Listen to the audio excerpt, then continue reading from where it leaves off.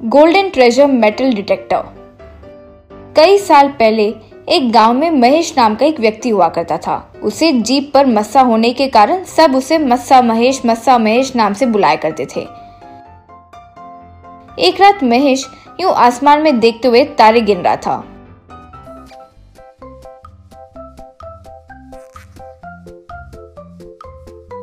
एक वो देखकर महेश के पास आया और क्या भाई महेश, हवा में क्या गिनती कर रहे हो?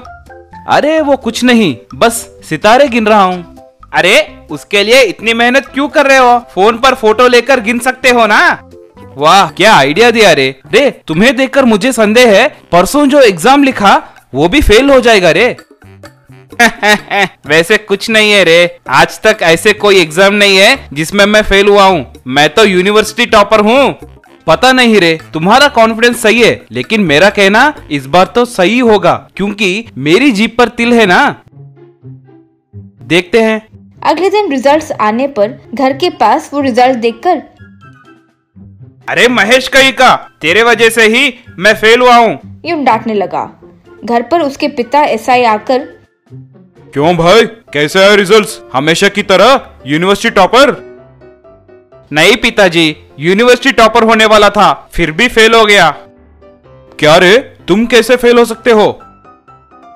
हाँ डैडी, सब उस मस्सा महेश के कारण ही हुआ है। उसने कहा कि मैं फेल हो जाऊंगा और मैं फेल हो भी गया। ठीक है, मैं उसे देख लूंगा, कहकर चले गया।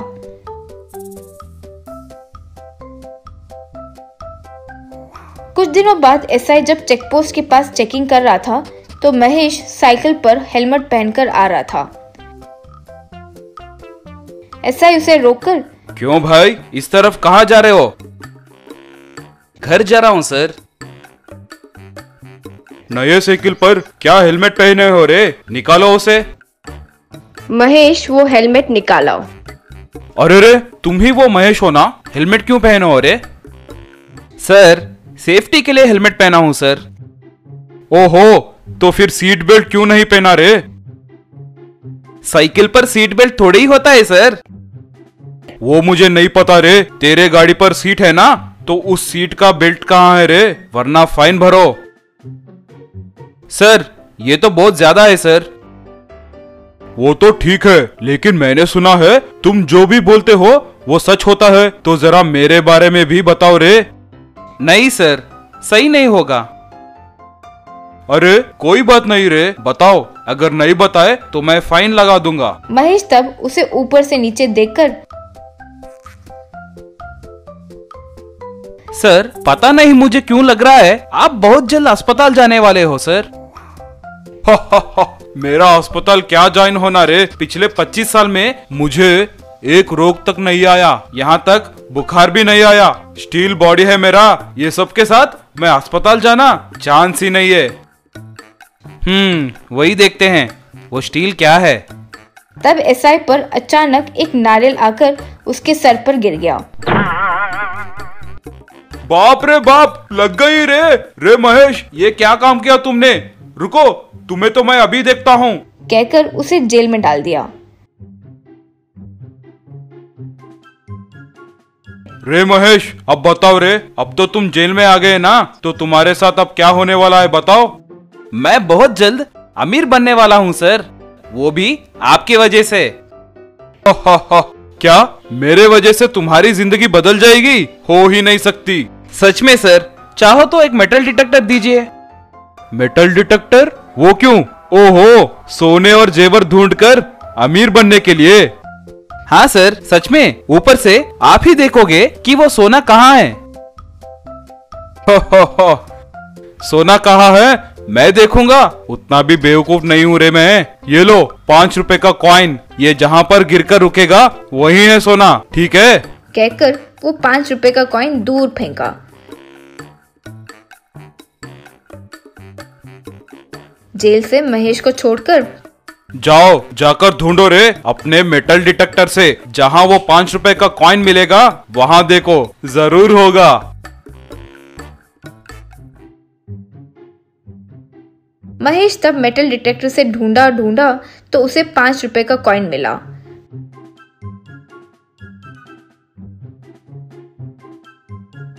वहां खोदने पर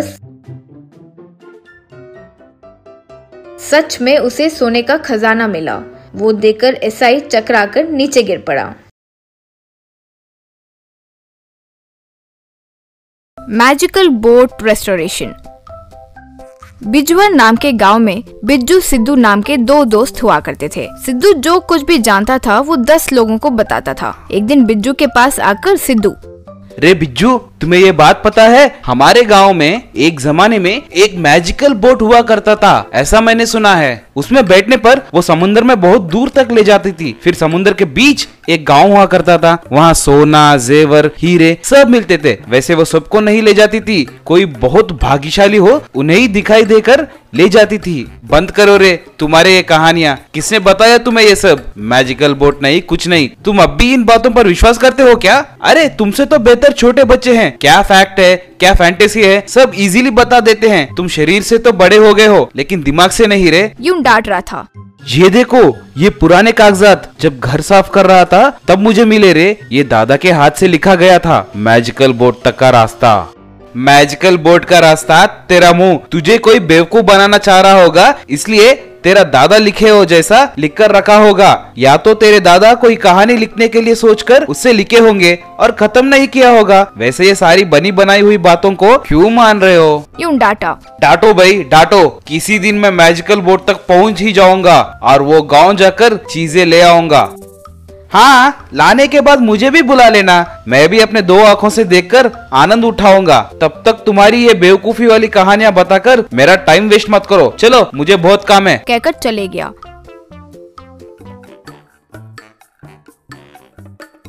ये बिज्जू क्यों मेरी बात नहीं मान रहा है? किसी तरह मैजिकल बोट का वो रास्ता जो ये पेपर पर कोड की तरह लिखा है उसे मैं डीकोड करके पता लगा ही लूंगा। सोचकर अपने हाथ में रखे पुराने पेपर पर जो कोड है उसे पढ़ने लगा। 2 मुर्गी जहाँ पर लड़ते हैं, एक पुराना कुएं में जहाँ पानी नहीं है, वहाँ अगर बेद के साथ उतरोगे तो मैं दिखाई दूंगा। यूं पढ़कर, अरे अब ये मुर्गी कब फाइट करेंगे, कहाँ फाइट करेंगे? यूं सोचते हुए आया तो एक पुराने कुएं के पास उसे 2 मुर्गियां लड़ते हुए नजर आई। बस।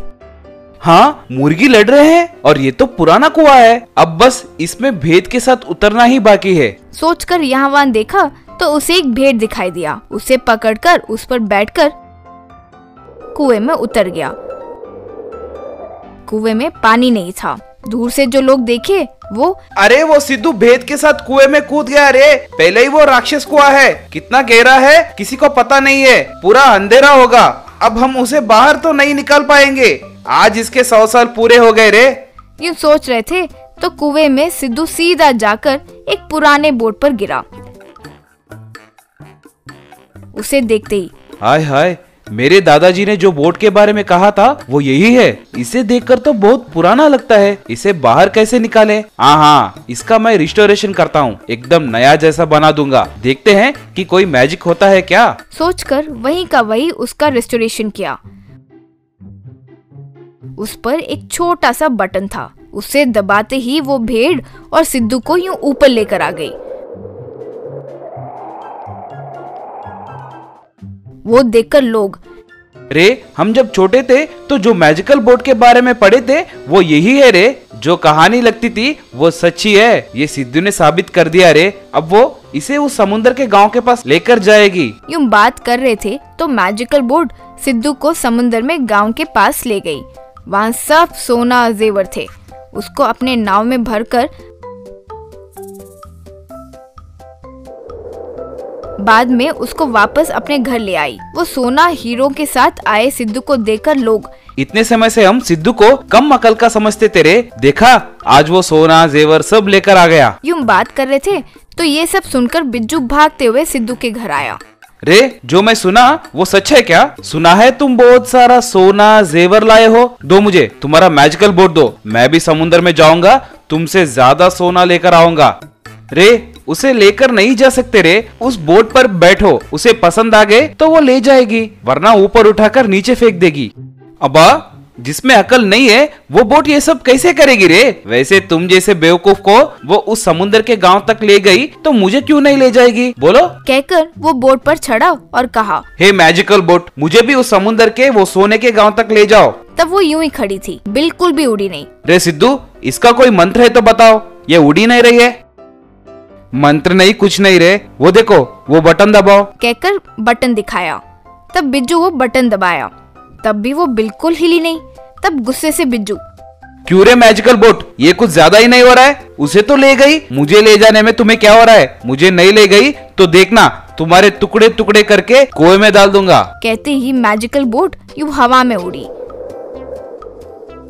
उससे बिज्जू, हाँ अब आई ना रास्ते पर, उतना तो डर होना चाहिए। सम्मान देते हुए बोलूं तो सुनती नहीं हो। यूं बोट को डांट रहा था तो वो हवा में यूं ले गई और ऊपर से नीचे फेंक दी।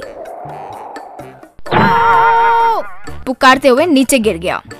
मैजिकल बोट सीधा जाकर वो पुराने कुएं में गिर गई। सिद्धू अपने द्वारा लाए सोने जेवरात को गांव के भले के लिए भी इस्तेमाल करके 4 लोगों में अच्छा नाम कमा लिया था।